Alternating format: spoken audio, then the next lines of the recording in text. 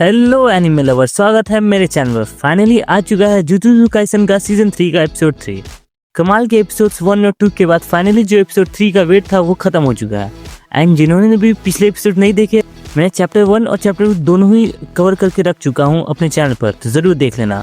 Link description में मिल जाएगी। और साथ ही में गाइज, जो जेजेके के मॉड्यूल के बारे में जानते हैं, जस्ट लेटेस्ट चैप्टर ही उसका 18 आया है, तो वो भी अगर देखना चाहते हो तो लिंक डिस्क्रिप्शन में मिल जाएगी। अभी हम लोग बढ़ते हैं आज के एपिसोड की तरफ, बट उससे पहले प्लीज़ यार चैनल को सब्सक्राइब करो, वीडियो को लाइक करो, कमेंट करके ज़रूर बताना कि आपको इस एपिसोड में क्या पसंद आया, या फिर आपका फेवरेट कैरेक्टर या आपका फेवरेट डायलॉग कौन सा था इस एपिसोड में। बाकी चलिए एपिसोड की तरफ बढ़ते हैं। एपिसोड की स्टार्टिंग वहीं से होती है जहाँ पिछले एपिसोड का एंड हुआ था, जहाँ पे बाकी पूरी टीम यूजी के साथ साथ पहुँच चुकी होती है टेंगन के पास, जहाँ पे टेंगन सबके नाम जान रहा होता है, ये सब कहाँ से बिलोंग करते हैं, हर चीज़ जान रहा होता है।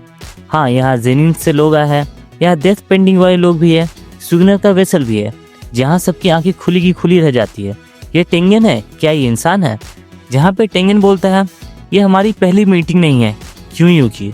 मतलब हाँ, वो यूकी से पहले भी पूछ मिल चुका है। जहाँ पे यूकी डायरेक्टली पूछ लेती है, भाई तूने जो टॉम है उसका सील क्यों हटा दिया? जहाँ पे टेंगन बोलता है, मुझे लगा शायद तुम लोग किंजाकू के साथ हो गया, इसी वजह से मैं ह्यूमंस के हर्ट को रीड नहीं कर सकता। यहाँ पे ये लोग किंजाकू का नाम सुनते एकदम सरप्राइज हो जाते हैं, ये कौन है? यहाँ टेंगन बताता है कि किंजाकू कोई और नहीं बल्कि नोरितोशी कामो, मतलब अपना गेटो ही है। मतलब अब तक इन लोगों को किंजाकू का नाम ही नहीं पता था।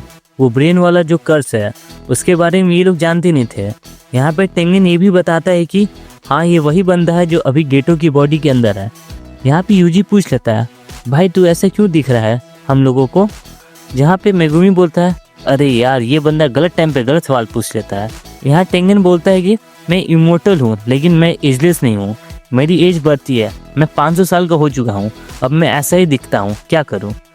यहाँ पर टेंगन मेंशन करता है कि 12 साल पहले वो स्टार प्लाज्मा वेसल के साथ मर्ज होने वाला था, जो कि फेल हो गया था।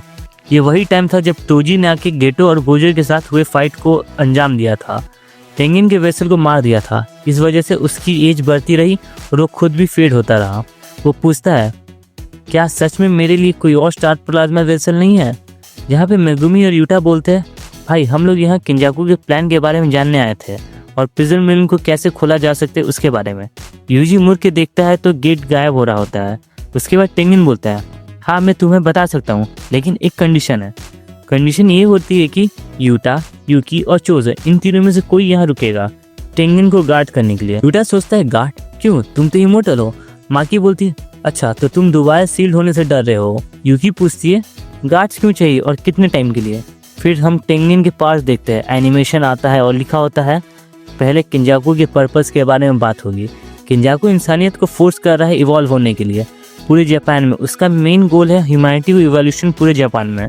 मेगुमी पूछता है, पर एग्जैक्ट प्लान क्या है? और किंजाकू ने टेंगन के बैरियर और आइडियल ट्रांसफिगरेशन को यूज़ क्यों नहीं किया लोगों को सोर्सर्स में कन्वर्ट करने के लिए?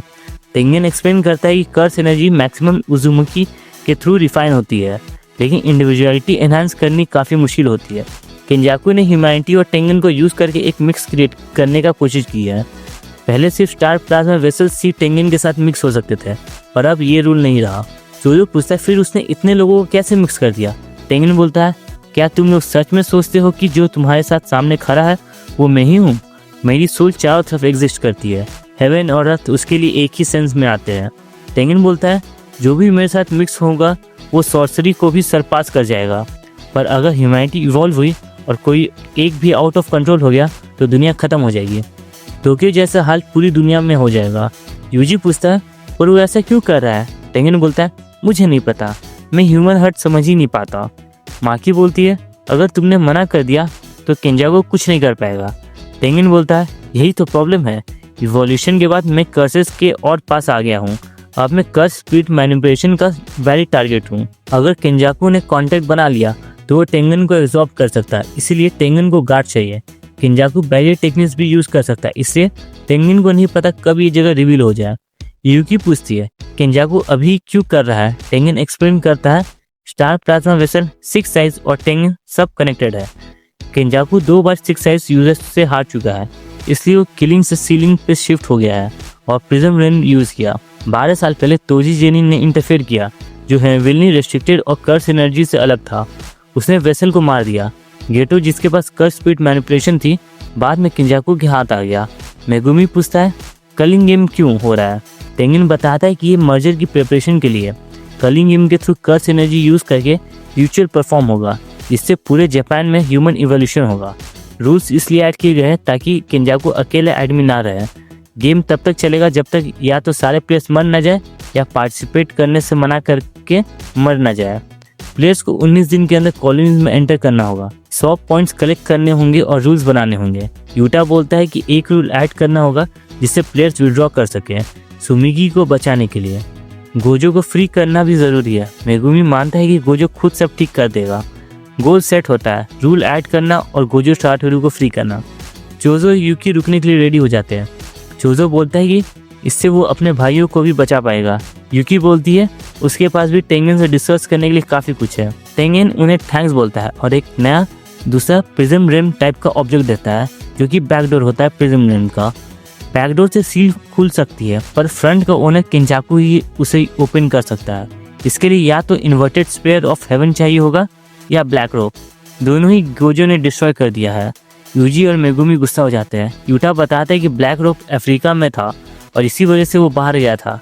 यूगी पूछती है कोई और रास्ता। टेंगन बताता है एंजल। उसकी टेक्निक जो है वो कर्व सिकनेस को इरेज कर सकती है।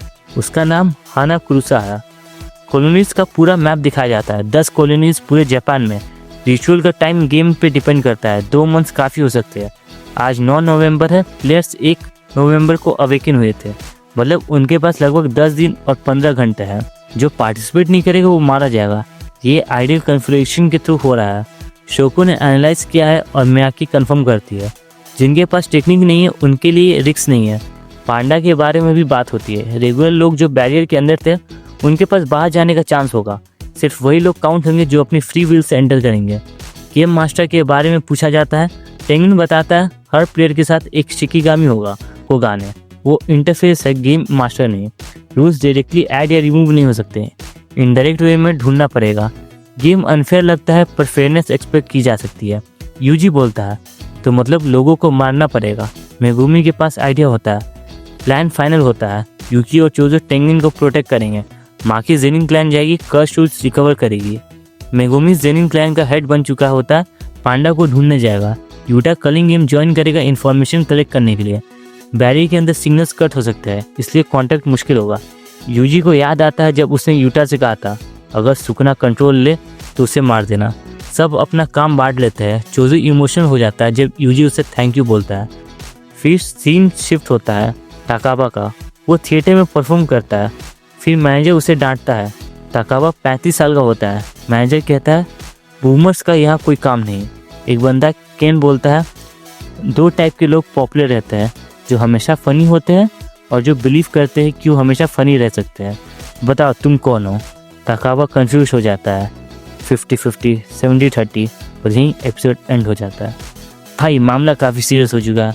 बहुत सारी माइन्यूट डिटेल्स आ चुकी है। आप अपने थ्योरीज, रिएक्शन, फेवरेट मोमेंट्स और डायरेक्ट मोमेंट्स कमेंट सेक्शन में जरूर बताना। मिलते हैं नेक्स्ट वीडियो में, तब तक के लिए बाय।